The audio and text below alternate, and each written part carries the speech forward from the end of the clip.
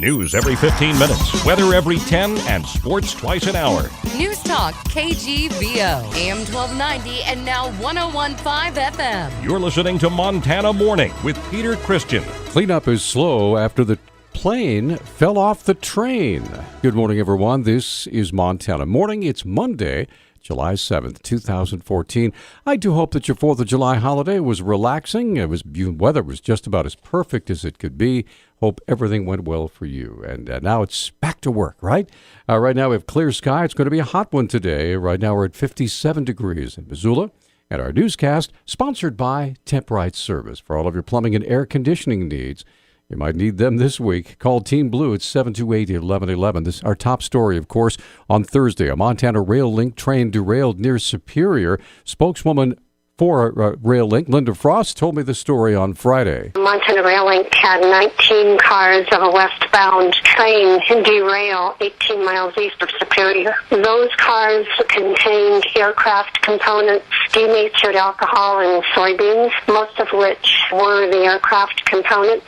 Frost said on Friday 3 of the cars contained Boeing fuselages and slid down a steep embankment and ended up in the Clark Fork River. Of those 13 cars, actually 7 were loads and 6 were empties.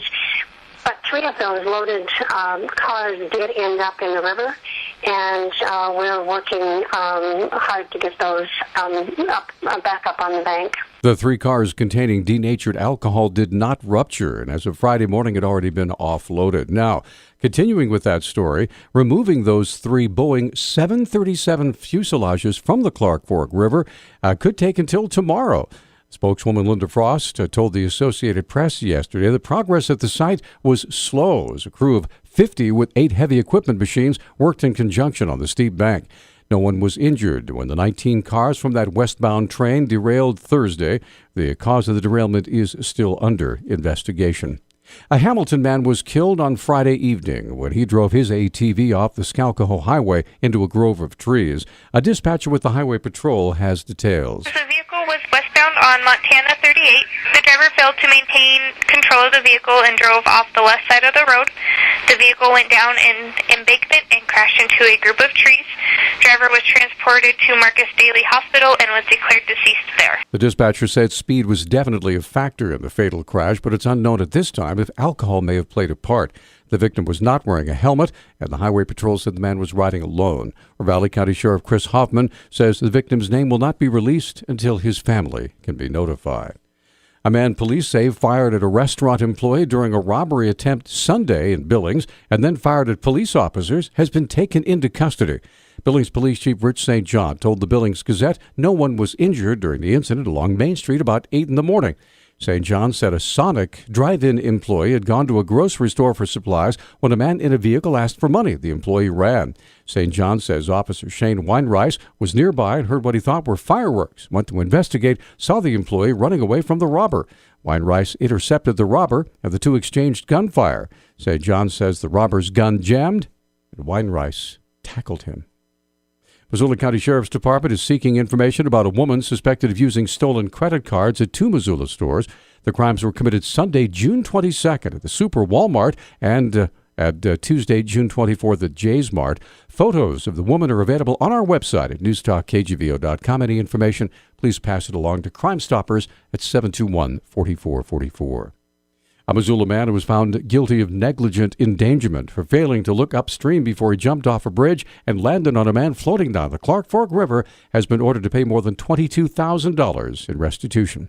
The Missoulian reported last week Justice of the Peace Amy Blixt ordered 21-year-old Corey Hewitt to make $100 monthly payments to Andy Hill, who suffered 2 broken legs. Ravalli County Sheriff's Office and the Ravalli County Public Health Department want to send a message to anyone who wants to float or raft on the Bitterroot River. Here's Sheriff Chris Hoffman. The Bitterroot River is statistically one of the most dangerous rivers in Montana, and high water conditions at present make the river even more hazardous. The general character of the Bitterroot changes dramatically from year to year, and floaters need to be aware of downed trees and new obstacles and irrigation dams. Hoffman draws particular attention to one part of the river that's caused several accidents and even taken a life. We're particularly primarily concerned with the Supply Ditch Diversion Dam. It's a low head dam built to divert water for irrigation, and this dam creates dangerous currents that have caused several boating accidents, including an unfortunate fatality in 2013. Hoffman advises all river users to wear life jackets, scout the river for obstacles, and to never overestimate their skills on the river. In a related story, NBC Montana is reporting that floaters will be able to access that portion of the Bitterroot starting today. That's about a 3-mile length of river in the Bitterroot Valley near Corvallis. It reopens today. Once it opens, floaters will see new signs warning of the dangers, and it won't be safe to go over that dam no matter how low the river might be.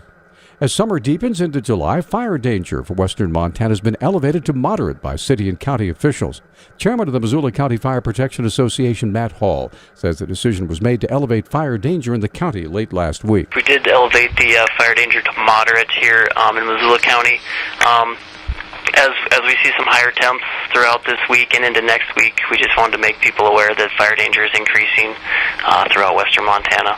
Hall says with open burning season still underway, extra caution is needed. As open burning is still open in Missoula County, so that includes checking your burn after you've extinguished that and making sure that it's dead out. MCFPA.org is a good website to obtain more information for fire safety. A check with city police and fire departments showed only 5 calls regarding fireworks complaints came in over the 4th of July. State investigators are helping Anaconda police in the search for a 29-year-old Butte woman who left the Anaconda hospital after giving birth to her son while under the influence of methamphetamine. Police Chief Tim Barkell said the State Division of Criminal Investigation has more reach than local authorities.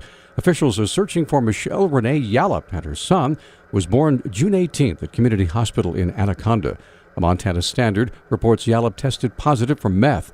Hospital officials notified Child Protective Services and called police. Barkell said Yallop left the hospital with the baby. A judge has issued an arrest warrant for Yallop on a felony charge of endangering the welfare of a child. She has brown hair. She's 5'6", weighs about 120 pounds. And finally, a Helena man has claimed the $652,000 wild card jackpot from the May 10th drawing. Montana lottery officials say Richard Bach bought his winning ticket at Friendly's in Helena. He says he plans to pay some bills, invest some money, and save some for retirement. Wild card is played in Idaho, Montana, North Dakota, and South Dakota. Lunch is on you, pal. News Talk time now is 6:10. News Talk, KGVO. Missoula's official weather station. Ample sunshine and very warm today with our highs in the low 90s. Temperatures will gradually warm into the mid-90s by the middle of the work week. We'll also see an isolated dry thunderstorm by Wednesday. I'm meteorologist Brooke Foster for KECI 13, your first alert station. Thank you, Brooke. It is a lovely morning. It's clear. It's going to be a hot one today, as Brooke just mentioned. Right now we're at 57 degrees under an almost completely clear sky. Just a few clouds off in the far distance.